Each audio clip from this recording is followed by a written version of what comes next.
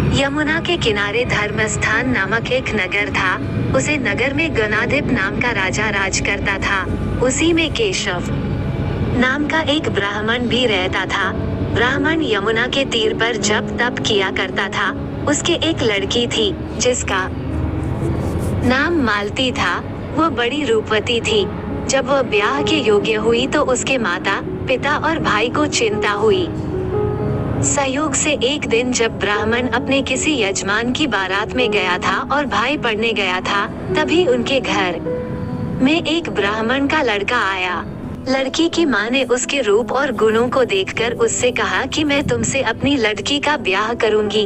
होनहार की बात की उधर ब्राह्मण पिता को भी एक दूसरा लड़का मिल गया और उसने उस लड़के को भी यही वचन दे दिया। उधर ब्राह्मण का लड़का जहाँ पढ़ने गया था, वहाँ वो एक लड़के से यही वादा कराया।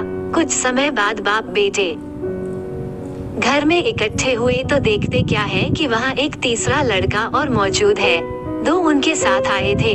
अब क्या हो, ब्राह्मण, उसका लड़का और ब्राह्मणी बड़े सोच में पड़े।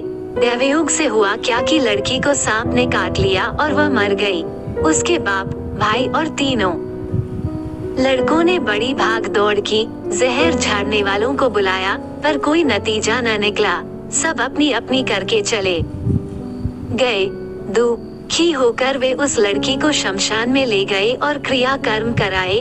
तीनों लड़कों में से एक ने तो उसकी हड्डियां चुन ली और फकीर बनकर जंगल में चला गया।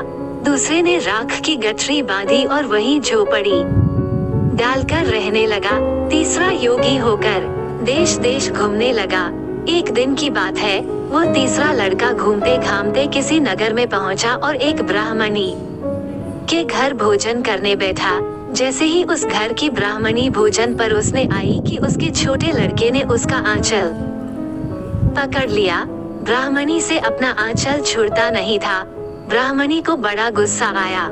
उसने अपने लड़के को झिड़का, मारा, पीटा, फिर भी वह न माना तो ब्राह्मणी ने उसे उठाकर जलते चूल्हे में पटक दिया। लड़का जलकर राख हो गया।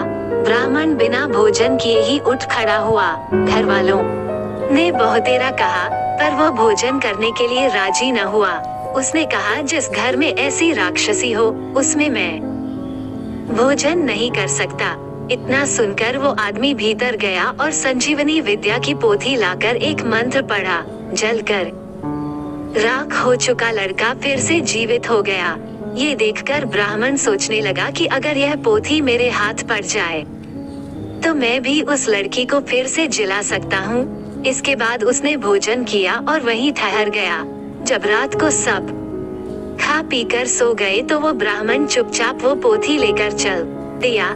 जिस स्थान पर उस लड़की को जलाया गया था, वहां जाकर उसने देखा कि दूसरे लड़के वहां बैठे बातें कर रहे हैं। इस ब्राह्मण के ये कहने पर कि उसे संजीवनी विद्या की पोथी मिल गई है और वो मंत्र पढ़कर लड़की को जिला सकता है, उन दोनों ने हड्डियां और राख निकाली। ब्राह्मण ने जैसे ही मंत्र पढ़ा, वह लड़की जी उठी।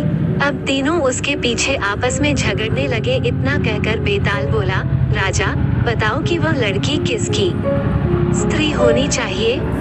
राजा ने जवाब दिया, जो वहाँ कुटिया बनाकर रहा उसकी। बेताल ने पूछा, क्यों? राजा बोला, जिसने हड्डियां रखी वह तो उसके बेटे के बराबर हुआ। जिसने विद्या सीखाकर जीवन दान दिया वह बाप के बराबर हुआ। जो राख लेकर रमा रहा वही उसकी हकदार है। राजा का ये जवाब सुनकर बेताल फिर पेड़ पर जा लटका। राजा को फिर लौटना पड़ा और जब वो उसे लेकर चला तो बेताल ने तीसरी कहानी सुनाई। हेलो दोस्तों, कहानी अच्छी लगी तो लाइक कर देना। अगर हमारे चैनल पर नहीं हो तो सब्सक्राइब कर देना। धन्यवाद। तीसरा पार्ट जल्दी आएगा।